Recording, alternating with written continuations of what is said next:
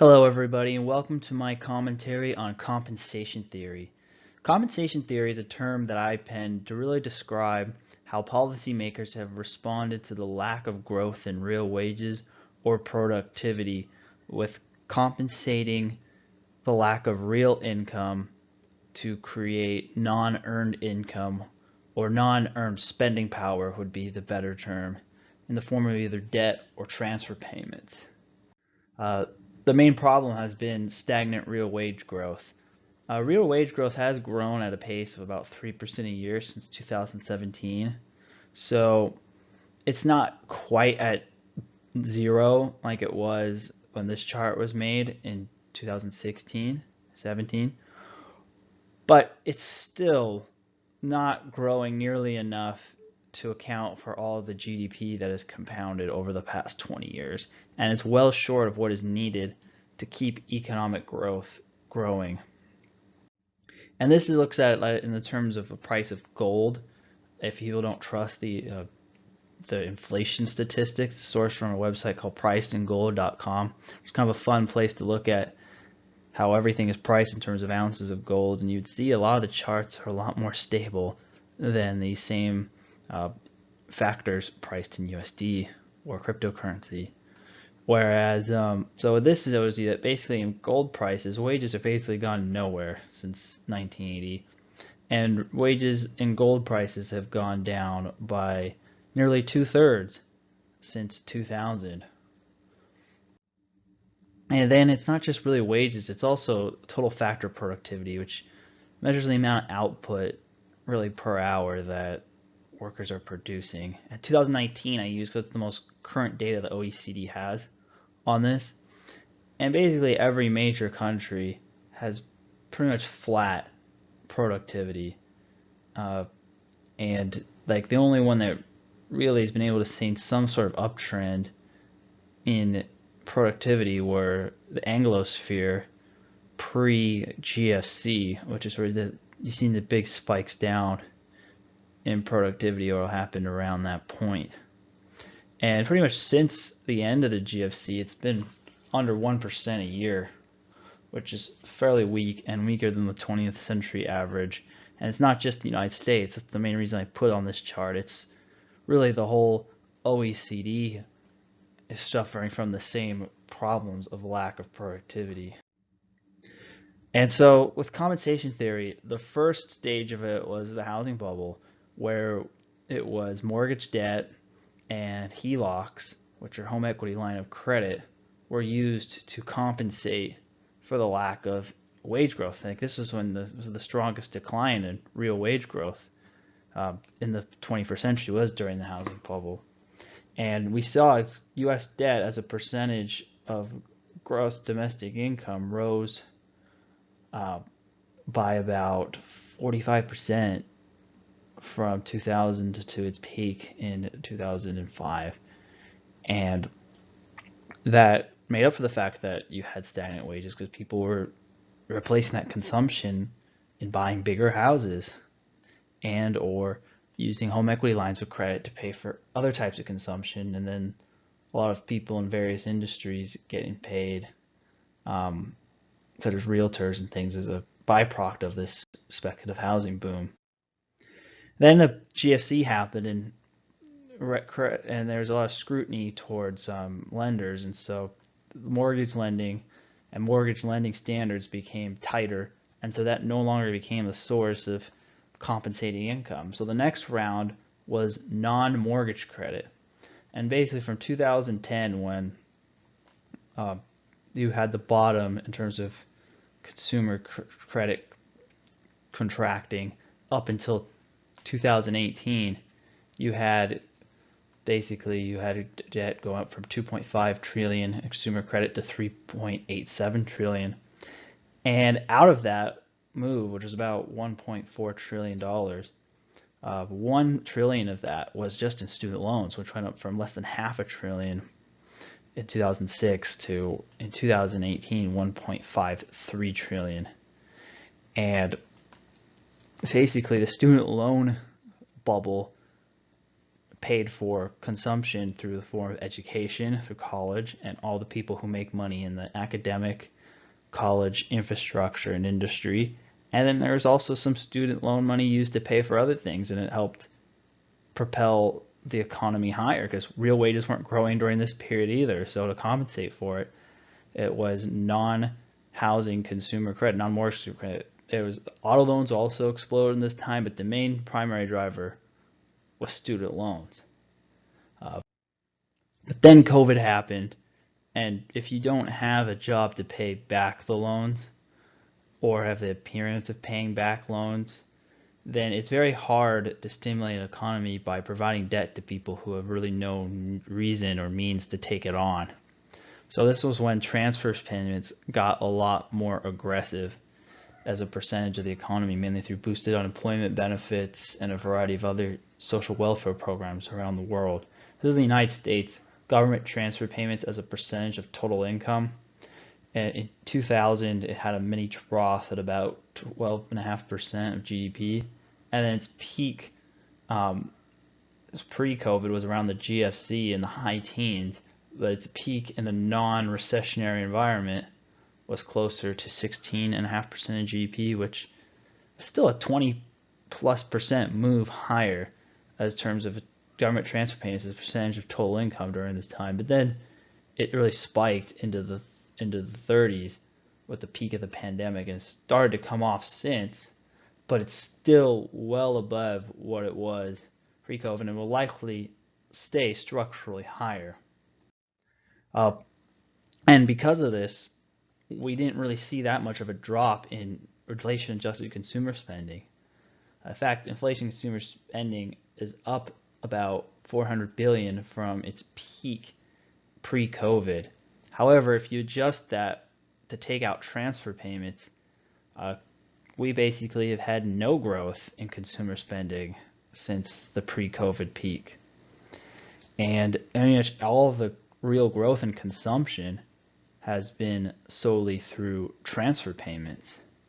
And because of that stimulus being gone, it's setting up for a pretty poor Q4 in consumer spending. And you see the degree of how much of a problem this is through retail sales and the stimulus checks that happened throughout 2021. When you ever got a stimulus check coming out, you had a spike in spending, and then after that, you had a hangover shortly after. First one was the January check that came out, the $600 one, and then you had the $1,400 one that came out later in Q1, and then it wear off pretty quickly. September will be the first couple months without the boosted unemployment benefits. So it'll be interesting to see how much of a hangover comes with a much longer duration type of stimulus being taken off the market. The fundamental problem of why we keep having to use whether debt in the past and now transfer payments to supplement the lack of productive income in the United States is basically as Americans can't afford first world living standards. It's not just Americans. This is a common theme in other countries. It's just in Europe, doesn't seem this way, is because transfer payments and the social safety net are such a larger part of the economy and people's budgets and consumption habits than it is in more free market developed countries such as the United States. I did an investigation as a piece I wrote in Seeking Alpha called "Can Americans Afford an American Standard of Living?" in 2011. And I wanted to compare what the average annual expenses were for somebody in a cheap market, a mid-tier market, and a more expensive market, and how they compared to median individual wages. I don't use household because household can mean a variety of things. It could mean a married couple with kids. It could mean a dual income, no kids situation. It could be a bunch of roommates sharing an apartment who have no familiar relations, or it could be a multi-generational household, so that has multiple generations of income earners. So I'd like to use individual as really in terms of the true ability of like somebody to maintain a standard of living independently. And multi-generational housing is probably a byproduct to a certain degree of falling living standards. So I want to take that variable out. And so the median individual wages were just 26,671 in 2011. And when it comes to the living costs in an expensive metro, let's say Southern California, your average annual expenses back then were 32,250. So you were 20% in the hole just to survive, and that's with a roommate. Whereas the other two examples is people with their own places. And then I used South Florida, which was particularly cheap back then due to the Miami being one of the worst hit cities from the mortgage crisis, and Texas, which I'm referring to Dallas and Houston in this, as the second alternative as a cheaper metro area, and their monthly expenses are much lower. So the median wage is 10% higher than pre-tax expenses. And then Philadelphia I did as a mid-tier city because it was in line with about 15 out of the top 30 metro areas in terms of cost of living. And I was familiar with it because I was living there at the time. And so the cost of living in Philadelphia almost was perfectly lined up with the median individual wage in the country. So it was break even. And so, yeah, the wages are slightly lower in Dallas and higher in California. So that has to be adjusted for some way. And if you actually did do the math on that, it's actually the person who gets the most ahead from this is the person in California because their wages are higher. But then they have to live with a roommate. That's the trade-off they have. If they lived on their own, they would not be as well off here. But then let's compare it to now, 2021. Median wage in 2021 are just $37,626. So that's up quite a bit, actually. Most of that wage growth really kicking in the last 4 years or so. And you look at the living costs and the increases since then, and it was about a 33% increase in wages. Whereas in Southern California, your living costs, with using the same components, went up 39% since 2011. So it's a net, you fell behind by only 6%. And maybe with California wages going up, particularly in the more educated fields such as technology, and that you probably got ahead actually in Southern California, depending on what you were doing. But I just adjusted for the median income that happened, growth in that in Southern California was 33% over that same period of time. Houston, Texas, which I used as the example for the cheap city in Dallas, you saw the biggest increases really actually in terms of nominal amount, but their wage growth was also considerably high too. So in Houston, you fell behind by say 13%, and in Dallas, you fell behind by 22%. And then Philadelphia, which surprisingly, actually, the median wages adjusted for inflation fell the most, with costs going up 56%, but wages only going up 20%. You had a net 36% increase in cost of living in Philadelphia.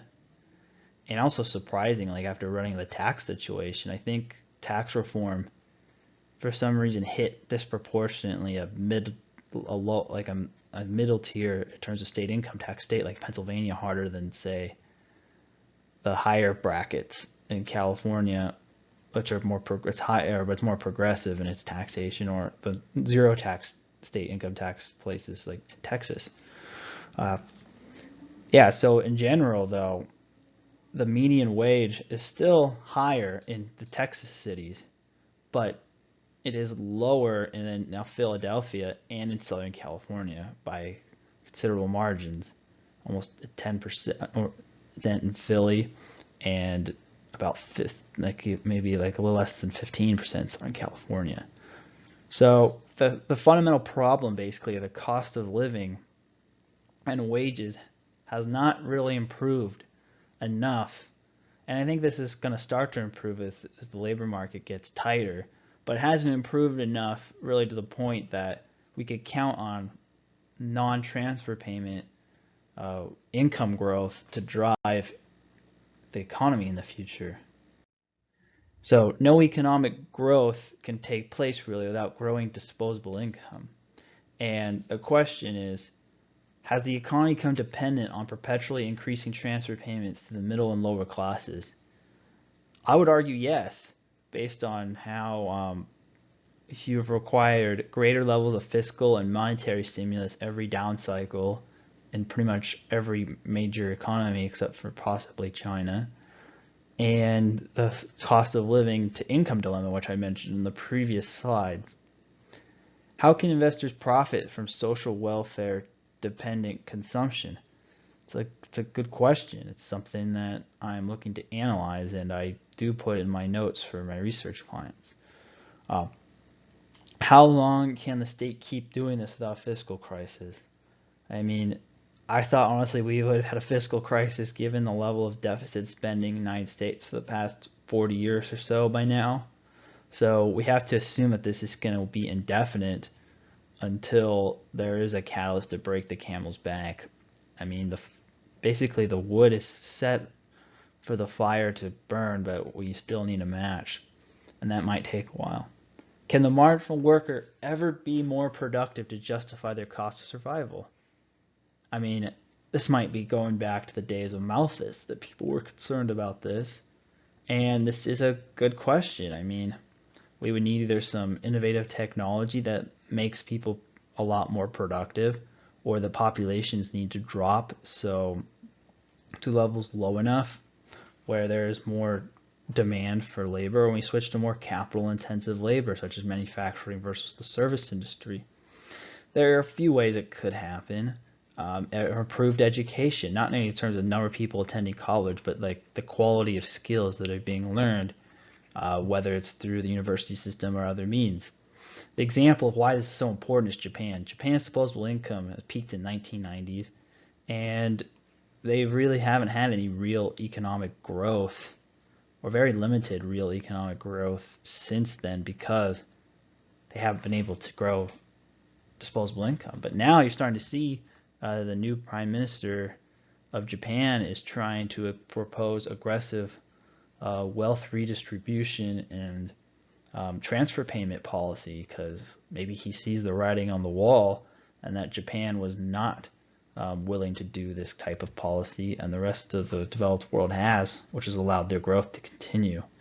I'm not going to get into whether I think this is right or wrong, because that's a political and moral question, but it just seems to me that either way, the current economic model as it's structured right now is heavily dependent on transfer payments growing as a bigger and bigger share of replacing wages or business profits or earned income.